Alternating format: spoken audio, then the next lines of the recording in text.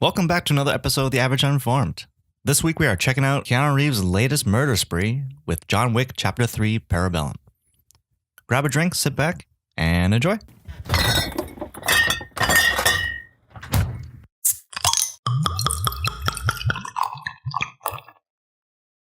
How you doing, Victor?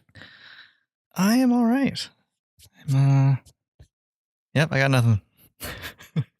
I'm kind of tired. It was a long day. Well, a long movie too. Yeah, it probably doesn't help that we watched a 2.5 hour movie. Yeah, but that's okay. Yep. Yeah. What's new with you? Anything new? Nothing. Like, there's nothing new. Like, I didn't do anything all week. I'm going to see Avengers again tomorrow. I'm pretty happy about that. Is that only your second time? Yes. That's kind of surprising. Taking my wife to see it. She hasn't seen it.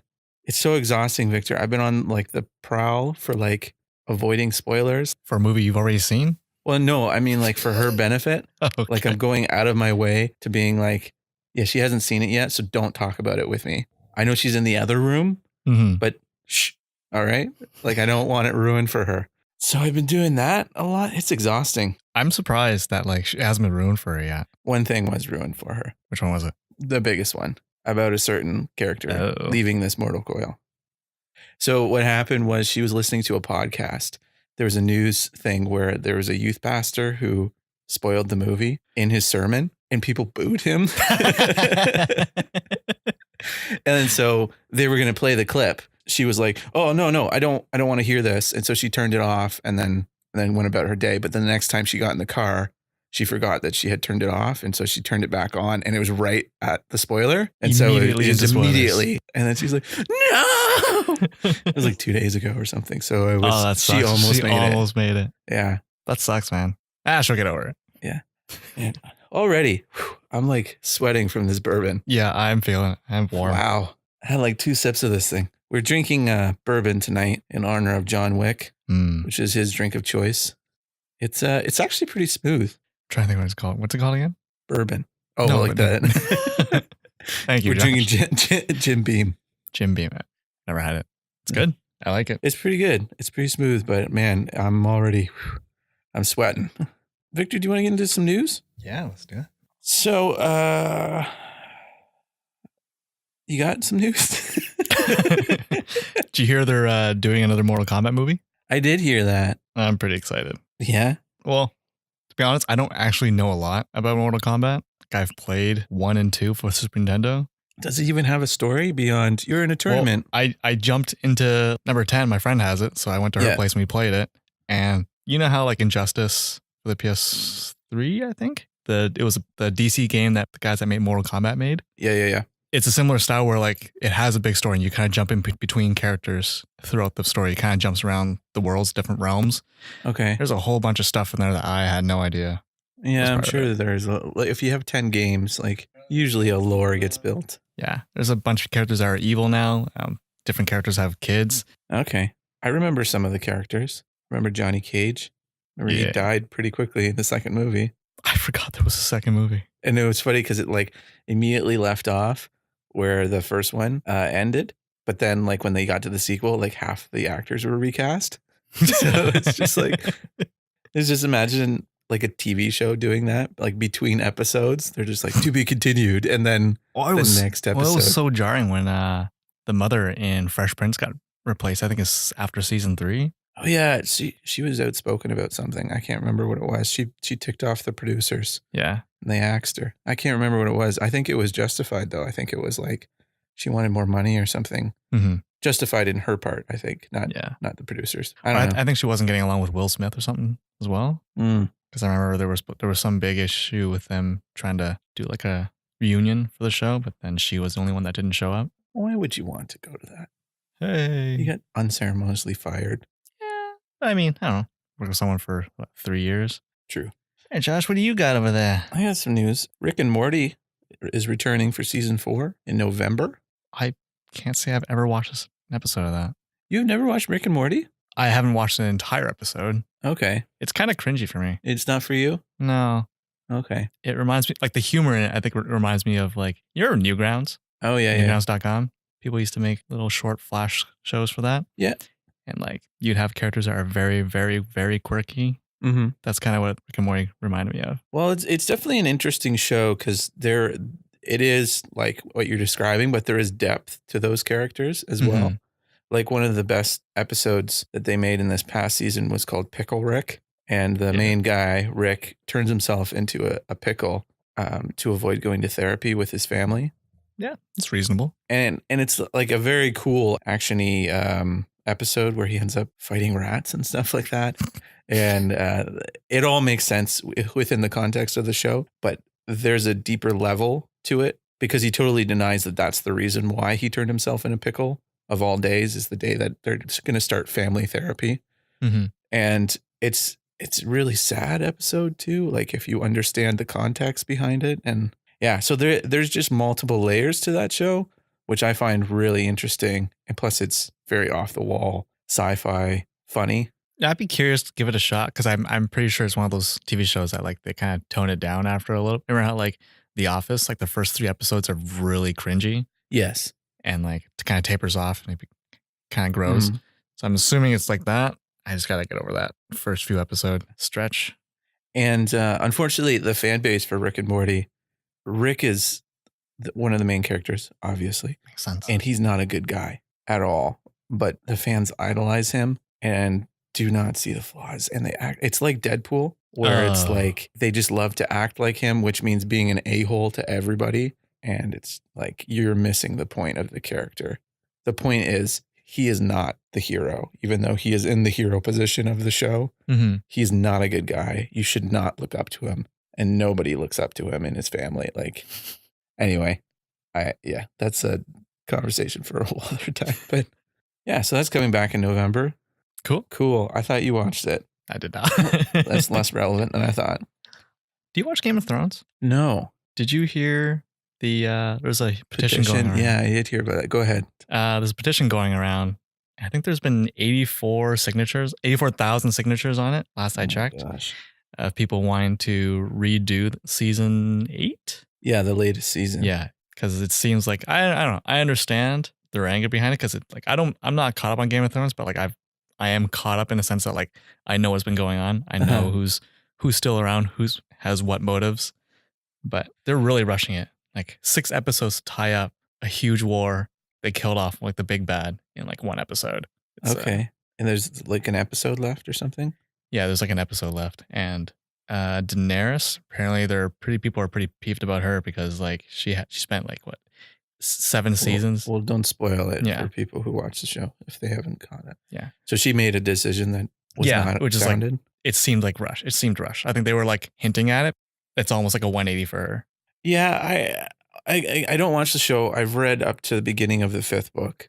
So I'm a little bit aware of like some of the characters and stuff. And I know it's not exactly the same, but because we make fun of these petitions all the time, but for whatever reason, this one just ticked me off when I saw it. Well, I'm sure it's a very different style of writing, right? Like you have 7 seasons before this where you're drawing from books.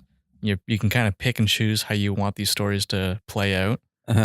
But then now you're ahead of the books and you have, let's say, like I think they probably got like, you have 6 episodes in season 8 to like tie everything together. It's like, I can see why it's rushed. I guess so. I'm not so mad that they're not doing a good job. I'm mad that people are just like, they're not doing a good job. I deserve a good show. So we need to get together and rise up and get them fired. And they need to redo it. And we'll just pretend this never happened because I'm upset that it's not going the way I want it to go.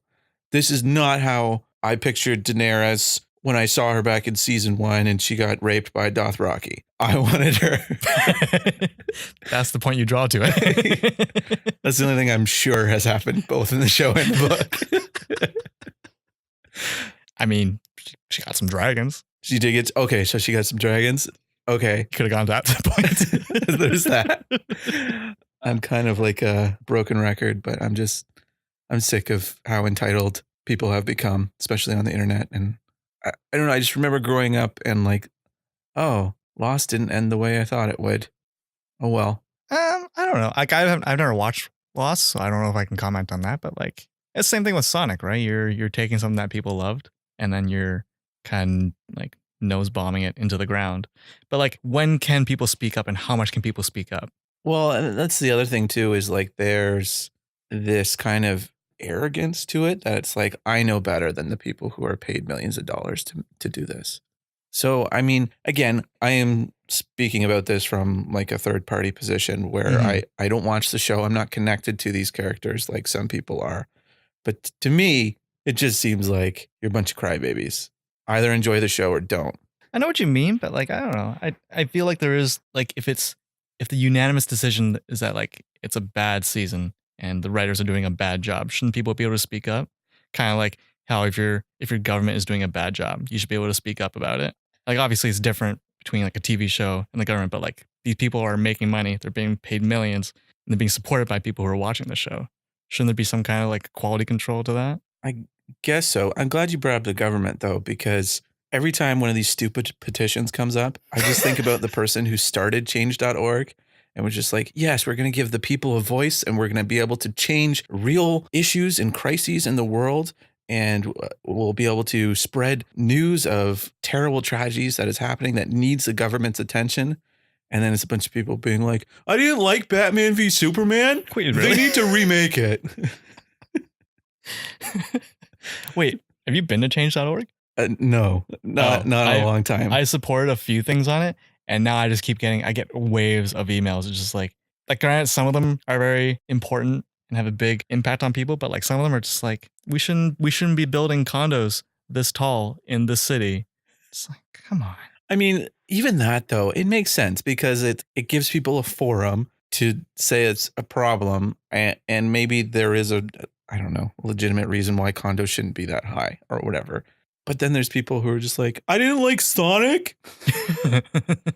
We deserve a better Sonic. I just feel bad for the people who started change.org and how it's become bastardized into this like geek crying match. Yeah, there's been another outlet for that.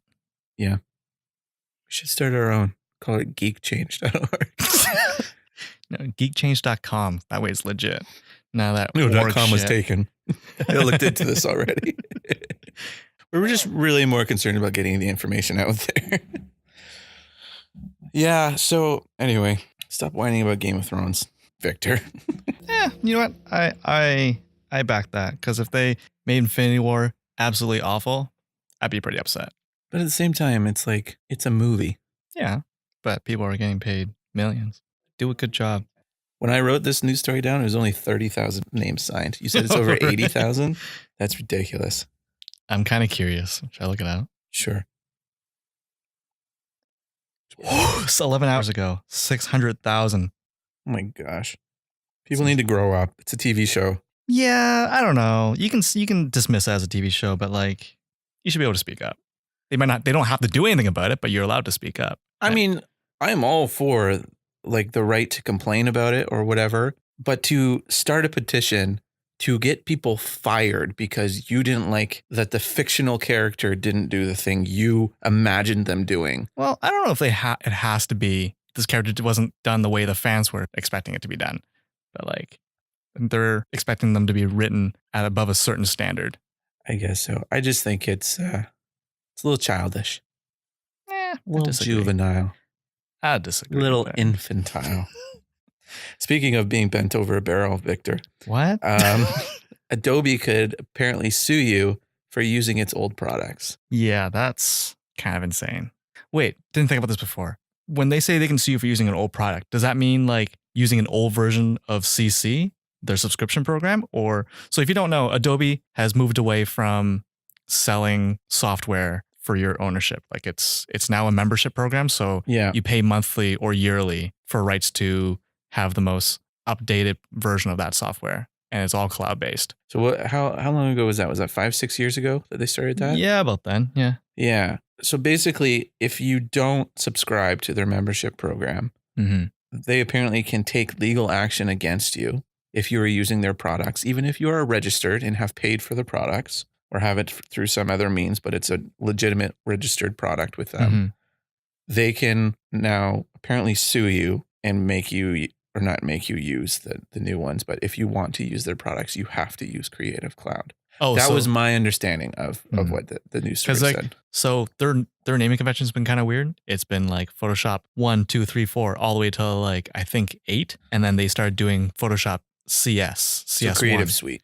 Yeah, CS 1, 2, 3, 4. I think they stopped at 7 or 6. Either way. I think it might have been 6. I had the most I have the most up to date before they went Creative Cloud. Okay, so then 6. So like, would you be in trouble for using Photoshop CS6, or would you be in trouble for using Photoshop CC, but like a version that was like 3 generations old? I don't know. The way I understood it was that like if you're using Creative Suite, they can come after you. That's stupid. Fuck those guys. Well, yeah, because it's like the products you own, you don't actually own anymore. Like you're not allowed to use it. Like I understand if they're going to be like, as of this date, we're no longer going to do technical support or do any updates for this version. Yeah. But to pursue legal action against people, that's a little... There's part of me that thinks that like it's not that you're using Photoshop, the versions previous to the Creative Cloud, it's using the older versions. Using the older versions of Creative Cloud. Refusing to update. I think that might be to combat piracy, because there are people, like, if you can download CC. Like I think I downloaded it just to try it out, but it was like 3 generations back. I remember I just said, fuck it, I'll just buy it because I didn't have the tool I wanted to try out. Okay. Unless Adobe has violated the terms of this license agreement by this sudden discontinuance of support for an earlier software version, which is unlikely, these impacted users just have to grin and bear it, according to Vice. So then that's the thing too, is that Adobe probably changed the user agreement a long time ago and notified us all about it, but no one read it. Yeah. Right? Because you get emails like that all the time. It's like, hey, we've updated our service agreement.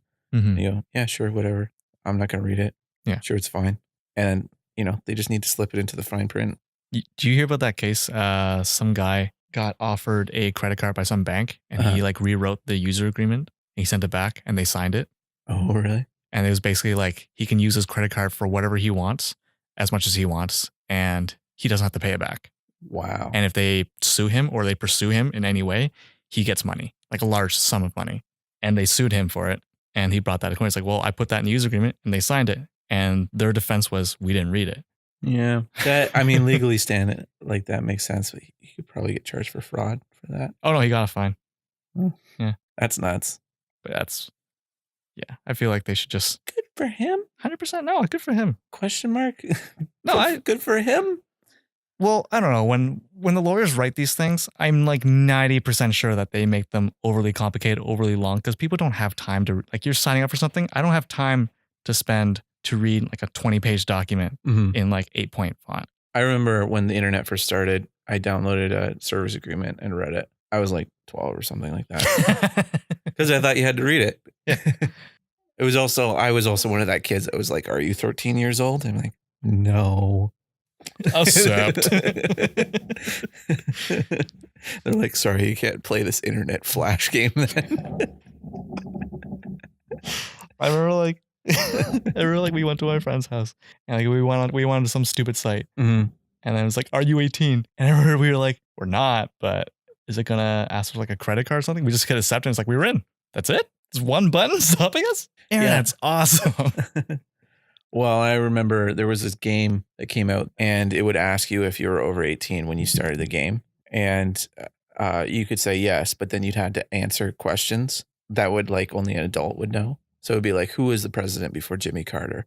I don't know. So this was at a time when there's no internet. So it's just like you either knew it or you didn't. Yeah. Can you imagine that? Like a 30-year-old dad was just like, damn it. I don't know who that is. Yeah. But who was it? I don't know.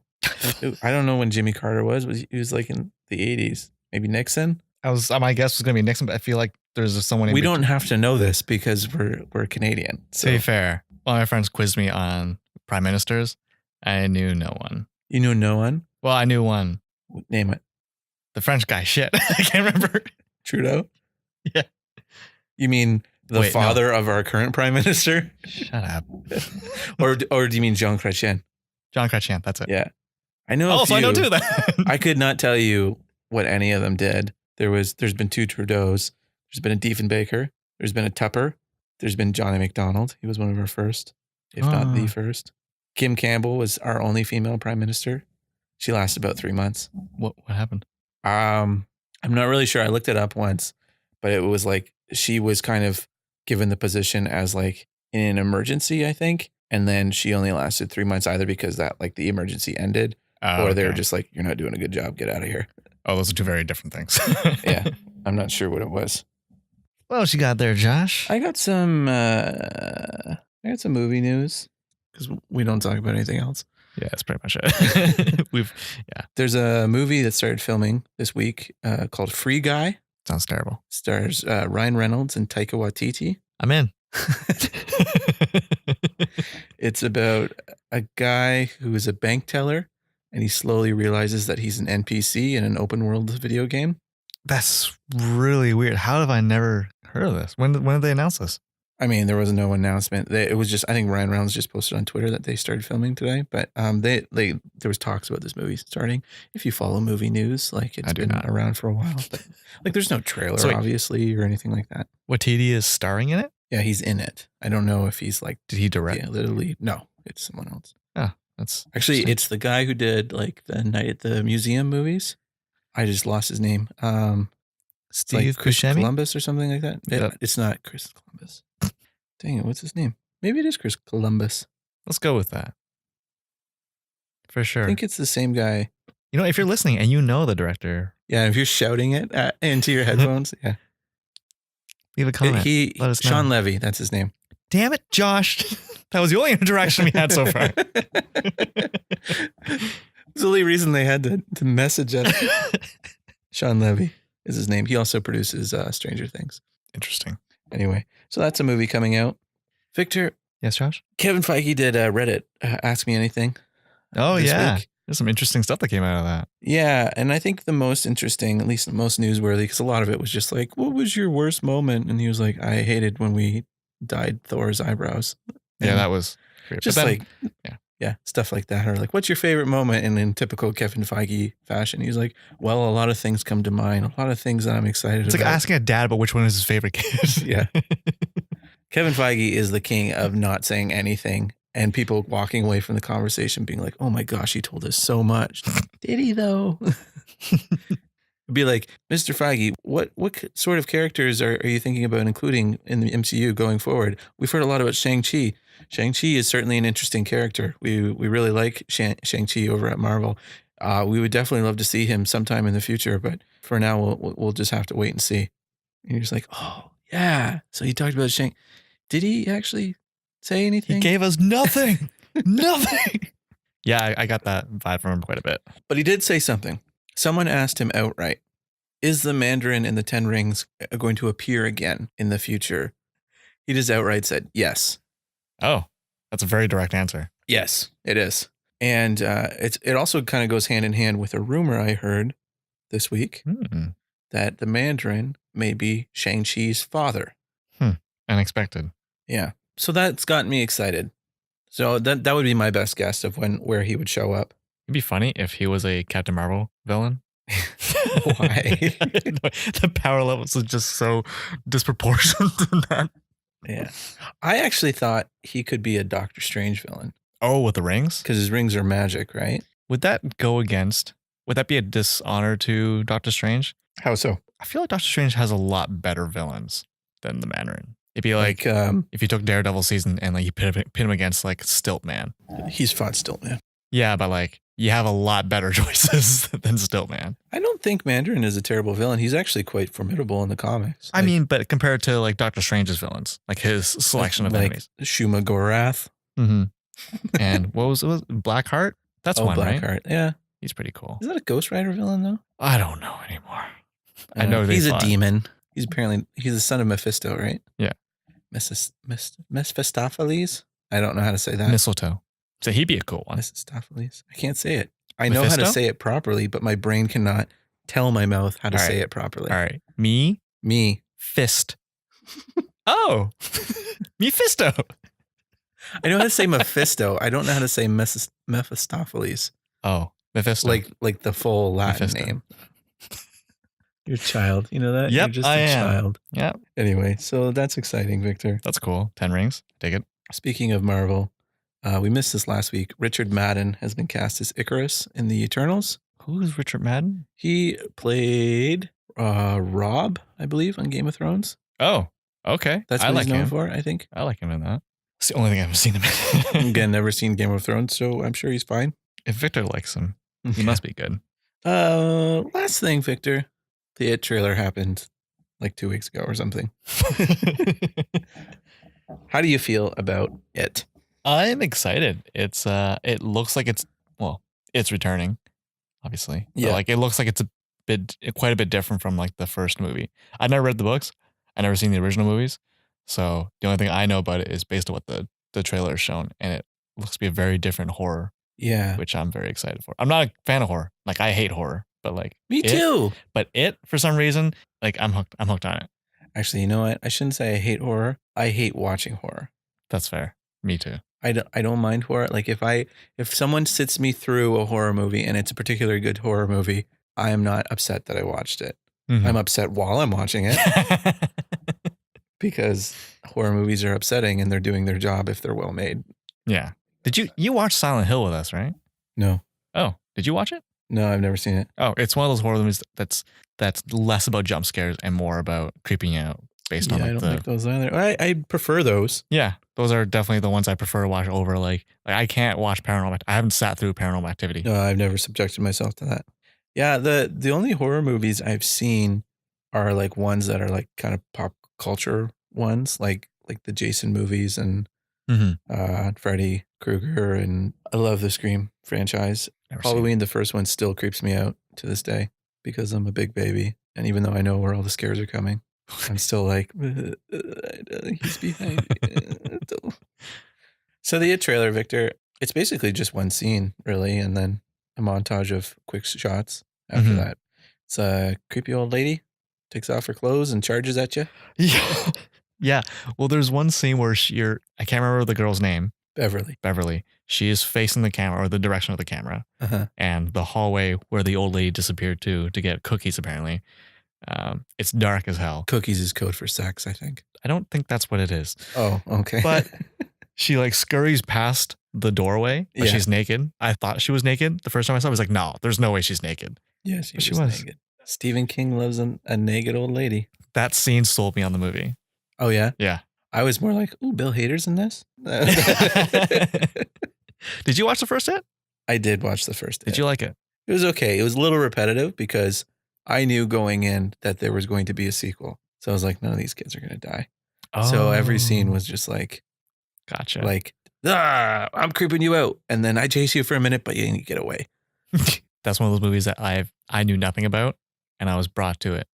I liked it. I 100% thought that was just like a one-off movie and like there'd be a sequel. So that's interesting. Yeah. I knew enough. I didn't ever see the Tim Curry version, like the TV movie or miniseries that was in the 90s, but I knew enough about it. Like my sister read it. She loves Stephen King. So I knew that there was like a 27 years later thing of like, there was 2 parts to the book. Yeah. That it was about them as kids and about them as adults. So that being said, I don't know if any of the adults die in the movie. So this one will be a lot more creepy. Are you going to watch it? Maybe. Yeah. I don't want to. I don't want it either. Well, Victor, should we get into our topic of the night? Yeah. I mean, speaking of movies, we watched John Wick. Chapter 3, Parabellum. That's a long title. Oh, yeah, that is a long title. Before we get into it, let's just talk about the John Wick franchise. How do you feel about the first 2 in the series? First one I loved. Second one, I don't remember. You don't remember? I'm sure I enjoyed it, but it didn't stick with me nearly as much as the first one did. Yeah, the first one is very well done. I watched it again this week, and I just love how grounded it is. Yeah, and then it kind of takes a heel turn into the insane about halfway through. And there's just some really great set pieces, but I really love like the themes throughout it of like just everything has a price. Yeah. Like that's what the guy Joseph says to him at the beginning when he asks how much his car is.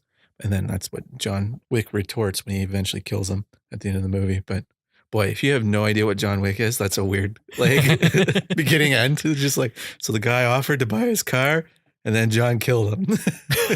Pretty much. Yeah. If you have no idea what John Wick is, he's a former assassin who got out of the life and was married, and then his wife got sick and she died. And as like a last will and testament thing, she had bought a puppy for him to be delivered shortly after her death. Mm-hmm. And then shortly after that, this random Russian mob guy who thinks he owns the world sees John in his nice car. I think it's a Mustang. Sounds right. And he offers to buy it, and John refuses. And so the guy follows him home, beats the snot out of him, kills his dog, and steals the car. Little did he know that John is this like hardened assassin. And so he's the assassin. The Baba Yaga, the boogeyman. Yeah. So anyway, I really like the first one. It's really good. Not even mentioning the action, which I think we'll get into when we talk about this new one. Yeah. Yeah, I just really liked the theme about it. Like there was a depth to the revenge plot that was really well done. And I just liked the everything has a price thing. Yeah. This is an example of like a revenge story done very well. The guy killed his dog, stole his car, and now he's going back and paying him back in blood. Yeah. And there's nothing else. There's no other like side story. There's no twist. It's just there's no love story B plot. No, it's a very like straightforward A to B. You know where it's going to end. You know how it's going to end. Yeah. And it's just all about the journey. That everyone keeps saying it all throughout the trilogy. It was just an effing dog, but it's not what it was. Not just a dog. It was what it represented. It was his last gift of this normalcy that he had for a brief moment in his life that he didn't deserve, and it was stolen away from him. Yeah. Well, it's very refreshing too. Like it's kind of reinventing the gun action genre. Kind of like it reminds me of like Equilibrium a little bit. Oh yeah, with the gun fu. Yeah. Yeah, but it's kind of taking that a little bit step further, more into like the more realistic realm of things. Yeah, more tactical than I don't know, finesse, I guess, or flourishes. Less show, less flashy. Yeah, and so I would agree with you. I definitely like the first one a lot more.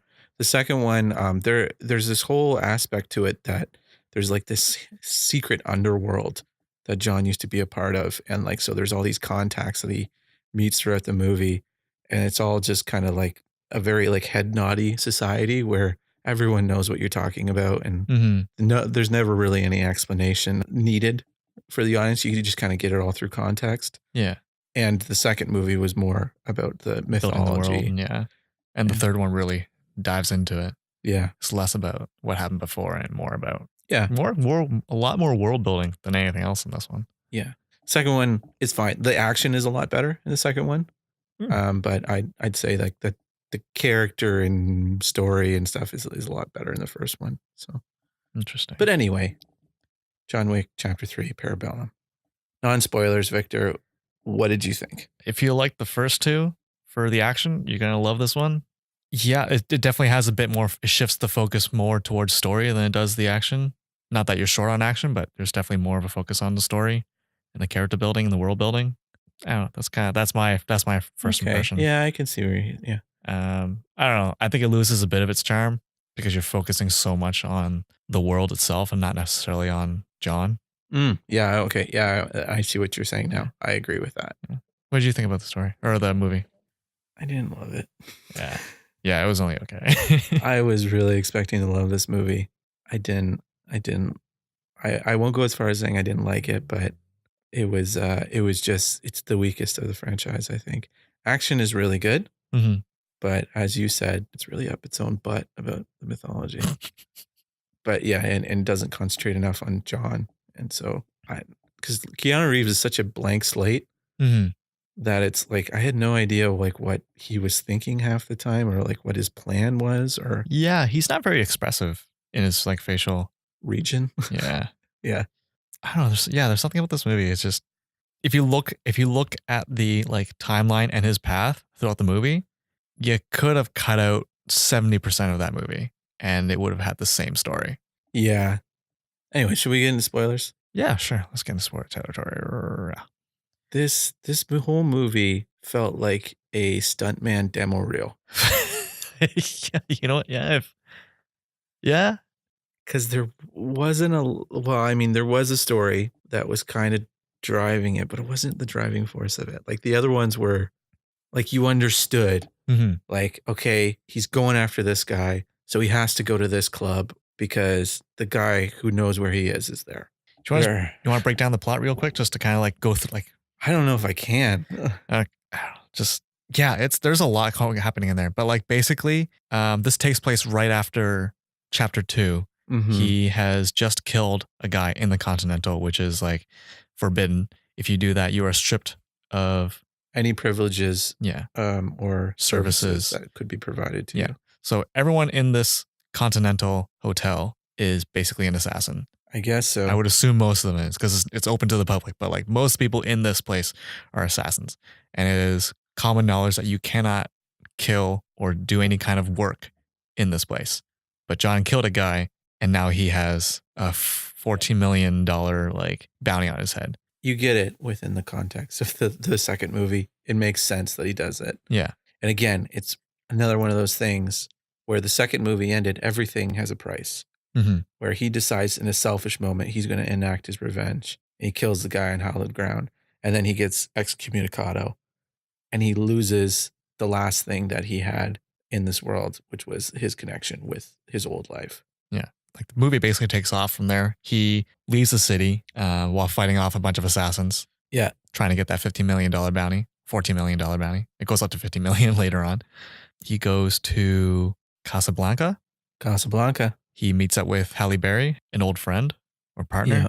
And then they go to a desert. His plan is to basically reach the guy that's head of the assassins, the table. Yeah, the high table. The elder, I believe his name was. Mm-hmm.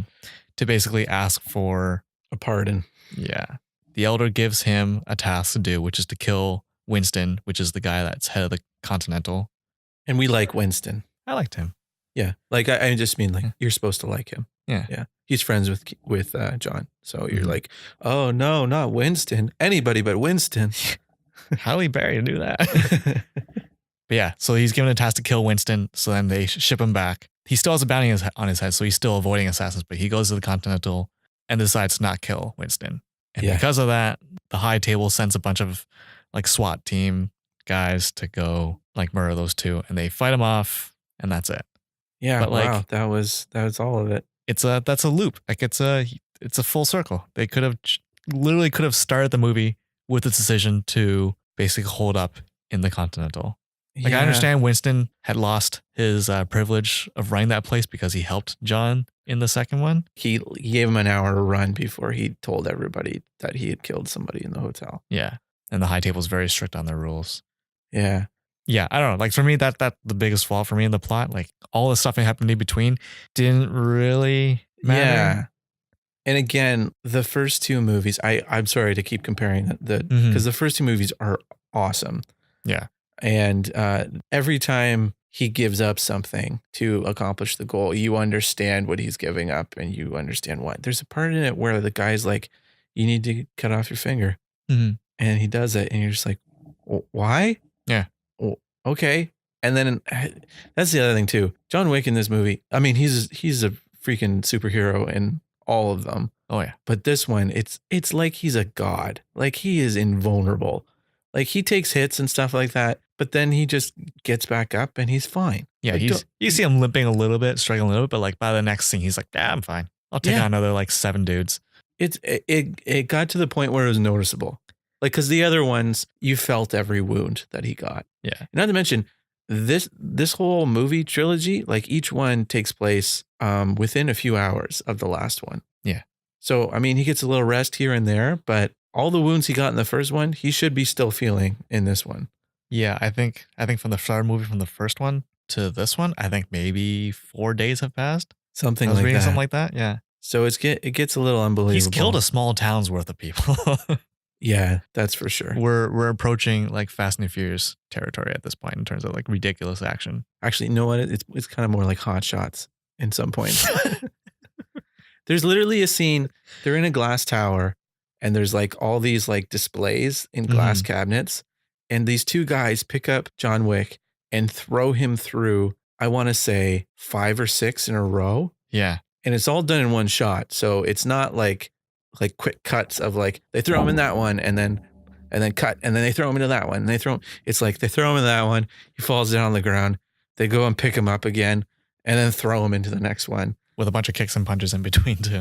But the action in this one, as I said, it just feels like stuntman showing off. Mm-hmm. And which makes sense because the director is an old stuntman. I see. And I think if you don't, or like I don't know that much about it, but like I think if you don't know about how difficult it is to film the stunts that they're doing, you don't appreciate it as much. Mm-hmm. So like, for example, that whole room with the glass and stuff, that would be so impossible to shoot in because of just like reflections and where you put the camera, and not to mention like you can see up one floor and down, like because the floor is glass and the ceiling is glass, you can see all these extra stuff. Great place for a skirt. Yeah. So like it's one of those things where it's like if you kind of know a little bit about filmmaking, you'd be like, wow, this would be really difficult to do a fight scene in this. Yeah. Or like the thing with Halle Berry's dogs, you'd be like, wow, like the way that they're shooting this, that would be really difficult. They must have trained those dogs for a long time. Yeah. But as far as just watching it, a lot of it's not interesting after a while. Yeah, it goes on for a little bit too long. Mm-hmm. But this movie, we've been kind of pooping on it already. Is there anything you liked in it, Victor? You know what? I shit on the world building, but like there's a lot of interesting elements to this world. Just the way they've presented everything. John's murdering people in the streets, like cutting them up, throwing them over, like people are dying, is what I'm saying. Yeah. And like pedestrians just kind of, they're like, they get out of the way, but they're not like, oh my God, that guy just murdered 7 people in front of me. Yeah. It's clearly like a common thing, or like they're doing it in a stylistic way that like pedestrians are there purely for like a visual thing and they're not meant to interact with the action itself. In the second movie, there's this great scene where he and Common are like, they both have like silenced pistols and they're just kind of like covertly shooting at each other as they walk through like a subway station or something. Like Common's up on like a second floor shooting down at him from a balcony. And they're just kind of casually walking, kind of just be like, pew, pew, pew. And like, that's a great scene. They're trying to be covert. They're not trying to alert everyone that they're trying to kill each other. Yeah. But in this movie, you're right. Like he just. Well, there's one scene that the one station I'm talking about is the one scene the train station. Yeah. There's like he kills a guy and then he disappears and the people are just stepping over the body. Yeah, it's so weird. Yeah. It's weird, but I kind of like it because it works for this. Because as John is kind of running through the city, you get shots of him running, but then people are looking at him, but in a way that like that those guys are also assassins. Mm-hmm. And like every corner he turns, it's like there's like 3 or 4 assassins just like waiting there. Yeah, that's kind of cool. But at the same time, it's almost overdoing it a little bit. Is there that many assassins in the world? They're just all concentrated in New York City. Like that's a lot of people. A lot of people. It's crazy. But there's some really cool, like the shot you were talking about in that glass tower area. Yeah. Like, there's a lot of wicked cinematography and like set pieces in this. Mm-hmm. Because there's in that glass area, there's a huge wall that has a projection on it. And it's just textures and very like motion graphics kind of stuff going through it. Mm-hmm. It's really cool looking. And yeah, I don't know, it reminds me of like, I said this about Pokemon too, but it reminds me a little bit of like Tron and Blade Runner. Okay. But like a clean, not rainy and gloomy version of it. Yeah, and I mean that's true for all 3 of them. Like the cinematography has always been kind of great. I noticed there was never any like one particular set piece that I was like, that was great. Like I'm gonna remember that one. Like I'm gonna hold that up as like a standard for now on. As you said, they go on really long. There's a fight where he fights 2 dudes in that glass room. Yeah. And it's just them flipping each other and trying to stab each other. It goes on for like 5 to 7 minutes. And it's fine that they're doing that, but it's like no one's landing any blows either. So it's like this isn't progressing. Yeah. It looks like a jiu-jitsu tournament. Yeah, jiu-jitsu's exactly. all about throws, right? And that's exactly what they're doing. They're doing jiu-jitsu throws. And then they were like, oh, I'm going to stab you. And he's like, no, I'll force it out of you. And then I'll do another flip. And it was the same thing with, there is a great action set piece with Halle Berry. She has two dogs and they're in Casablanca, as we said. And they're just going through or kind of a courtyard compound. Yeah. Yeah. And they're just taking down guys left and right. And it's a cool sequence, but again, it gets to the point where you're just like, I've seen this all. Like you've done all the cool things already. Yeah. Like now you're just continuing. And there's like cool things too. Like there's a point in it where she tells the dog to jump up to the second floor and it like jumps off her back up. And if they did that practically, that's an amazing stunt. But at the same time, it doesn't look all that visually that great. Yeah. And so again, it just kind of feels, I think it's just the angle because they did a really wide shot of it, so you can see the camera doesn't move when it happens. Yeah. You're seeing the main floor and the second floor. Yeah, it's a lot. Yeah. So it's a long movie too, and I felt it. Oh yeah. And like it's one of those things that like same thing. Like I complain about plot. Like if it's a good plot, I shouldn't notice the time passing. I shouldn't be bored. Mm-hmm. And that applies to like fight scenes or any kind of scene. Like especially the fight scenes, same complaint that you're saying. Like it's not moving the story forward. Yeah, they're just showing the same stuff. Like I understand, like this stuff is really impressive, especially because it's Keanu Reeves and Halle Berry doing all this stuff with like real dogs that Halle Berry has trained herself. Yeah, I don't know. It doesn't help the story. If anything, it hurts it because you're showing the same stuff constantly, and you're not really progressing. You're like the excitement levels, it kind of plateaus every scene, which it shouldn't. It should either go up or down, Yeah. Like comparing it to like say Mission Impossible Fallout, where there's like so many set pieces in it.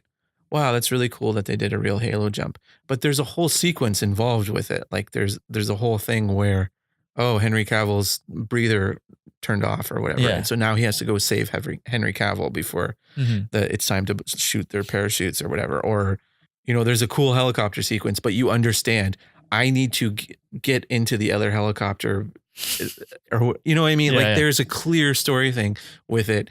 And with these ones, it's kind of like, just don't die. That's what he's driving at. And it's those fight scenes with the ninjas at the end with the swords, because they're all there to kill Winston, right? Mm-hmm. It'd be so great if Winston was in the room and they keep going after Winston, and now so John has to do fight them off. Like fend them off, and every time he kind of makes headway, beating up one guy, another guy's about to do a killing blow on Winston, so now he has to reset again, like something like that, where it's like there should be something driving the fight and not just he's trying to get from point A to point B. Actually, it'd be a cool like little set piece if they did if Winston was basically just kept nonchalant walking to his safe room, like drinking his bourbon, and then John Wick and the other guy, I can't remember his name. I don't think he has any. I think it's just the concierge. Yeah. And then we're just like killing all around him.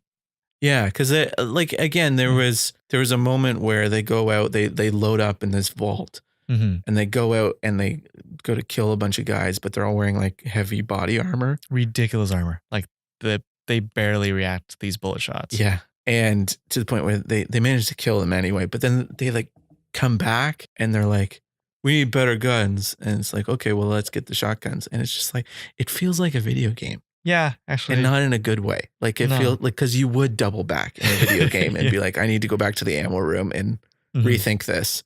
Whereas in a movie, you should be thinking on the fly and being like. But it's funny because like it kind of reminds me of a video game too, because like, like they first introduce like a gimmick in a game. And it's like, okay, but to make sure the player gets it, we're going to toss this gimmick at them a few more times in a row just to make sure they understand before they move on.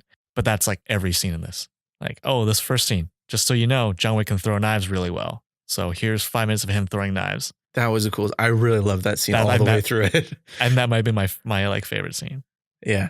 Yeah. There's a scene where they're fighting in a like I want to say like it's like a collector's. Yeah, it's like a weapon museum almost. Yeah. And they get into this hallway with a bunch of display cases with knives. And there's a funny moment where John kicks a guy into a display case, and then he's thrown back too. And they both look around. They realize that they're in their knife room. Yeah. And they start smashing cases and just start throwing knives. But there's one section, I think near the end, he starts pulling knives off a dead guy and starts throwing them at other people. That section was great too, because there was a point in it where he's taking down everybody and there's one last guy and he's just kind of looking down and he's got a knife in his chest. He's kind of like slowly pulling it out painfully. And you can just see John out of focus in the background pick up an axe and throw it and nails him in the head with it. Those scenes were really great. And I think, I don't know, is it a story thing again? Like, is really. That why that works so well, is because you're like, he's got to get out of here, because if he stays too long here, more guys are going to show up. Yeah. But again, I don't know. That's that one. I think that's the first thing I noticed right away. That was like, so the first pass he gets through that hallway, he goes and then he gets kicked back in and more guys pour in. Yeah. And I feel like if he had just left, I would have been 100% satisfied with the duration that we spent in that sequence. But then they go on for another like 3 or 4 minutes. And that happens throughout basically every other scene. Yeah. I think they just need to trim the fat a little bit. Yeah. But overall, if you like that kind of like action, you're going to be pretty happy with this. Mm-hmm. And Lawrence Fishburne saved a lot of this movie for me. Lawrence Fishburne returns as... I don't know what he does. I don't know anyone's name in these movies. They all just have titles. Like he's the head of the homeless, basically. And he's like the homeless network, right? He has all the information. Yeah. Communicates through people and doves. Pigeons. His line reading is hilarious. 0 to 10 all the time. Jason Mantzoukas was in this for all of 2 minutes. Who? He was the homeless guy who was Oh, yes. Yeah, you recognize him from something? Brooklyn Nine-Nine. Yeah. Hilarious. Oh, you never watched Game of Thrones? No. Right? Never seen an episode. Oh, well, the guy who plays Jorah is the guy from that John goes to see who wants the dog. Yeah, I assumed he was from Game of Thrones because he was a European actor and most of the audience was like, oh, that guy. And I was just like... That's like I've only seen him in Game of Thrones and he's very different in that show. It was kind of nice seeing him in a different role. Yeah. Weird. A lot of groin shots with the dogs. Yeah. They went after the balls quite a bit. I mean, it's a soft spot, right? Between the legs. Not necessarily the balls, but like just I guess it's fat on the thigh. Yeah, I guess that would be a tactical thing too, right? Like I noticed a lot of the dogs go after the belt. They're all wearing like a thick belt, and that's what they're chewing on. I imagine that's the safety thing, for the stunt guy. Because like if you think about it, in movies, they always go after like the guy's arm, but really it's because the stuntman's like protecting himself, right? Yeah. And that's the thing is the John Wick series has always kind of revolutionized action. Going back and watching the first one, like the action scenes, they kind of feel not stale, but like I've seen this before. And it's kind of like the Citizen Kane effect where you're like, this was revolutionary when this came out. You don't understand, but it's been copied so much now that it's kind of like, yeah, this is okay. Yeah. Seems pretty tame. Yeah. So a lot of what the action is it's a lot of wide shots because they actually have the actor doing a lot of the action. And so you feel more like the character is. Yeah. Kind of the way like Jackie Chan does his fights. Yeah. Everything's very like, you see everything. You see everything and it's not that shaky cam stuff. And what else did I like? I mean, like it's thrilling to watch. It's a fun movie, especially if you like action. But I don't know. There's a lot to this movie. There's a lot going on, but at the same time, there's not a lot. No. Like there's more. I feel like there's more action sequences in this than any other movie I've seen in a long time. Yeah. Let's talk about the main guy who was hunting him, the sushi chef. I'm trying to. Did they give him I recognize him. I did recognize him as well. I can't place where I saw him from. Let me quickly. But while you're looking up, I'll talk about him a little bit. So again, everything has a price, Victor. So because of the repercussions of the last movie, there's an adjudicator that comes to the Continental, and she is basically there to be like, hey, you helped John Wick when he was excommunicado, so you owe us. The high table has rules, and you broke the rules. So she ends up hiring an assassin to go after John, who is like the sushi chef, played by Mark Dacascos. Sure. Dacascos. But he was really cool. I really liked him because he's played off as this like cold assassin, and then there's a moment where again they're on the Continental. They managed to make it to the Continental, and so he's not allowed to kill him. Yeah, you're not allowed to conduct business there. And so they sit down together, and the guy's like, "Man, it's so great to finally meet you." Yeah, he like nerds a little bit. Yeah, he's a fan. But I think for secondary characters, I think I liked him. He's up there for me. I would say out of all three movies, he's probably my favorite henchman who's after John. Although I did really like Common's character in number 2, Cassius, I think his name was. He was the guy with the silencers. Oh, okay, yeah. What'd you think of the lady who was like the adjudicator? Yeah, I've never seen her before in my life. The actress, and when she started speaking, I was like, "That's not how I imagined your voice sounding." I liked her.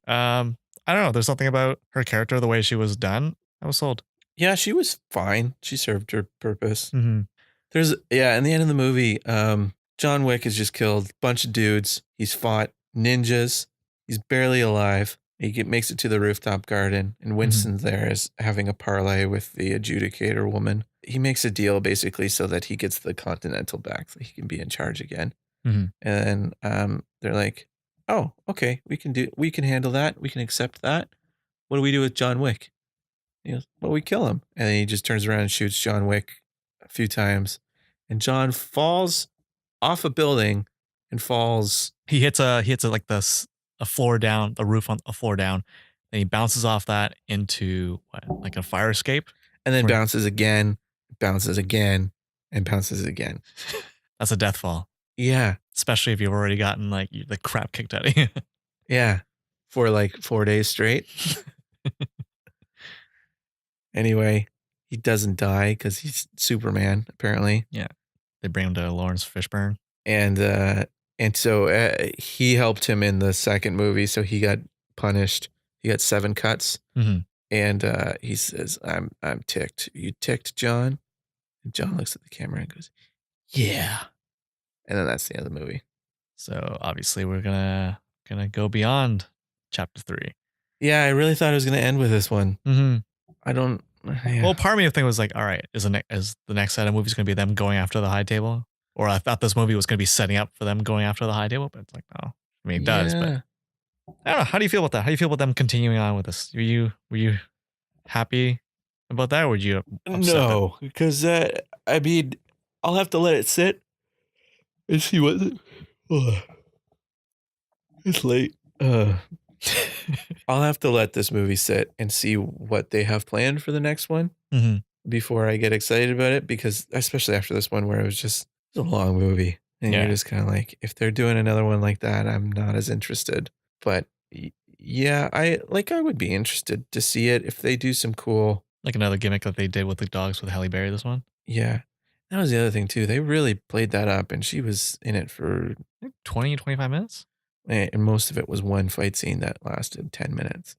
Yeah. Right? Like she was barely in it. Would you watch it again? I might. The first two I would definitely go back to again. So would you rank it like 1, 2, and 3? Yeah. Yeah. The first two, like, they're fairly close. Like, they're almost hand in hand because again, as I said, there's a depth to the first one, and the second one has a lot greater action in it. A lot of great set pieces. I gotta give the second one a watch again because like I really don't remember it. Yeah. I thought I didn't like it, but the more you talk about it, I do remember liking it. I just don't remember why I liked it. Yeah. Yeah, I think I feel the same. This was surprising. I was really expecting to like this movie. Yeah. I was going and being like, oh, maybe this would be like Mission Impossible Fallout. Like, this would be my favorite movie of the year. It was not. Not even close. No. Maybe Godzilla will be my favorite movie of the year. The more trailers I see for that movie, the more I'm like worried that it's gonna suck. Oh, of course it's gonna suck. No, but like suck in a way that like I'm not gonna enjoy my time at the theater. Oh, I see. Anyway, that was John Wick Chapter 3. Yeah. You have any final thoughts, Victor? Nah. Good, because I kind of wrapped it up. Yeah. Well, thanks for listening, guys. This has been another episode of Average Uninformed. If you have any thoughts on the movies, leave it in the comments. And if you want to get in touch with us directly, you can email us at averageuninformed@gmail.com. And if you liked what you heard, please subscribe and tell your friends. Yeah. Or don't, but please do. Won't judge you. But you don't have to. But you should. But maybe you should. Definitely, for sure. Talk to you guys next week. Bye. Bye.